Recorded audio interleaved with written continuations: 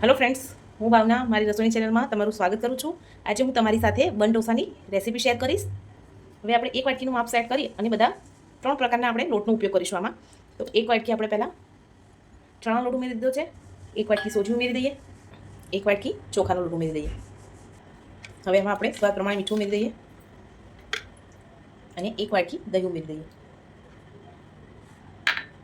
જરૂરિયાત મુજબ પાણી ઉમેરી થોડું થીક એક બેટર બનાવી લઈએ. સરસ બધું મિક્સ કરી લઈએ. થોડું પાણી ઉમેરી દઈએ.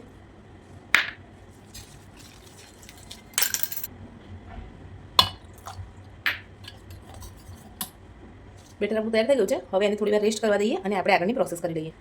એક નંગ આપણે આ રીતે નાનું બટાકું લીધું છે, જેને જાડી ખમણીથી આપણે ખમણી લઈએ.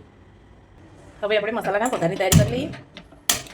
એક પેન મૂકી દીધું છે આપણે, એમાં ઓઇલ ઉમેરી દઈએ. તેલ ગરમ થઈ જાય એટલે થોડીક રાઈ, થોડુંક જીરું.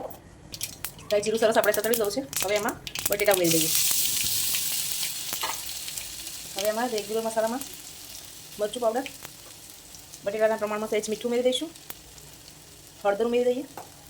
હવે એમાં થોડુંક ચાટ મસાલો, થોડુંક ગરમ મસાલો ઉમેરી દઈએ. બટેટાને ચડતા વાર નહીં લાગે એટલે થોડુંક ગેસની ફ્લેમ સ્લો કરી અને બટેટાને ચડી જવા દઈએ. હવે આપણો મસાલો સરસ ચડી ગયો છે, બટેકા એકદમ સોફ્ટ થઈ ગયા છે. હવે ગેસની ફ્લેમ બંધ કરી અને આપણે બન બનાવવાની શરૂઆત. બેટર આપણું સરસ સેટ થઈ ગયું છે. હવે એમાં એક ઈનો ઉમેરી દઈએ. હવે ફરી એકવાર બધું સરસ મિક્સ કરી લઈએ. નોનસ્ટિક પેન લીધું છે, એ સરસ ગરમ થઈ ગયું છે. હવે આમાં આપણે તેલ સ્પ્રેડ કરી દઈએ.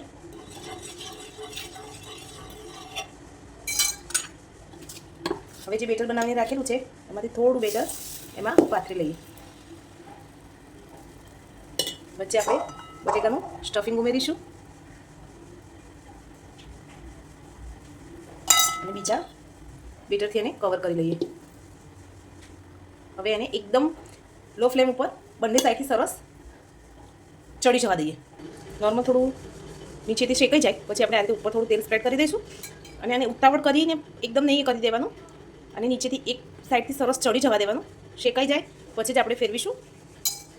આપણા બન ઢોસા બંને બાજુથી શેકાઈ તૈયાર થઈ ગયા છે. હવે એને આપણે સર્વિંગ પ્લેટમાં કાઢી લઈશું. ફ્રેન્ડ્સ, સર્વિંગ પ્લેટમાં કાઢી લીધા છે. તમે જોઈ શકો છો આપણા બન ઢોસા બનીને તૈયાર છે. તમે આને ગ્રીન રેડ ચટણી સાથે સર્વ કરી શકો છો. બાળકોને લંચ બોક્સમાં બી ભરી શકો છો અને ટોમેટો સોસ સાથે પણ બહુ સરસ લાગશે. તમને મારી રેસીપી કેવી લાગી એમને કમેન્ટ કરજો, લાઇક કરજો, શેર કરજો અને સબસ્ક્રાઈબ કરજો. Thank you.